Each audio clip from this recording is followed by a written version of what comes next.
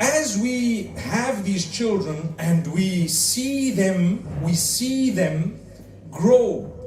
Initially they cannot speak and they cannot understand what you're saying, but very quickly Allah gives them the ability to be programmed such that whatever language you're speaking, they start speaking it. You know, in my home there are a few languages that the inhabitants speak, mashallah, the family members, right?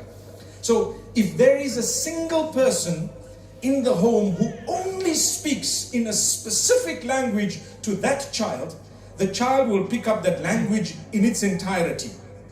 Even if there are 5 people with 5 different languages, the condition is each one of them must never speak another language with that child besides the language they want the child to pick up. So grandma, grandpa, they speak a certain language only with the child. The child will pick up that language. Mom and dad speak only a certain language. A brother or an uncle speaks only a certain language. How many languages can the child take in? As many as you want, because that's the programming. The condition remains, don't use another language.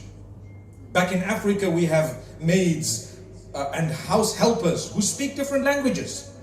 And sometimes you find the child speaks that language because that's the only language that particular person spoke. I remember in Saudi Arabia, I met people who are Arabs who speak Indonesian. They speak Filipino and Tagalog and so on. You wonder how. But they had someone in the home who only spoke that language.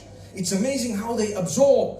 Watch the words. They are powerful, powerful. Not only do the children absorb, they begin to understand.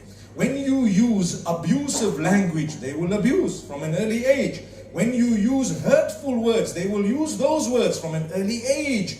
When you use the dhikr of Allah, the Quran, they will memorize that and know it from the age of 3 and 4. Recently there was a clip doing its rounds on social media of a child who was reciting the Quran at 3 years old. I don't know if you've seen the clip. There are many such clips, but the one I'm talking about, a little child reciting the Quran at 3 years old. And they were saying this child is a complete hafiz, testing the child from this place and that place. I promise you, my brothers and sisters, someone asked me, how can I let this happen to my child? I said, too late. Serena and Venus Williams on a totally different, topic, or on a totally different field, for example. The father apparently, from what I read, if it's accurate, took a tennis racket to the hospital when they were born. What happened? Go and read about it. They became world champions. The dedication was from moment one. I wonder, subhanAllah, we are taught that when the child is in the womb, it starts.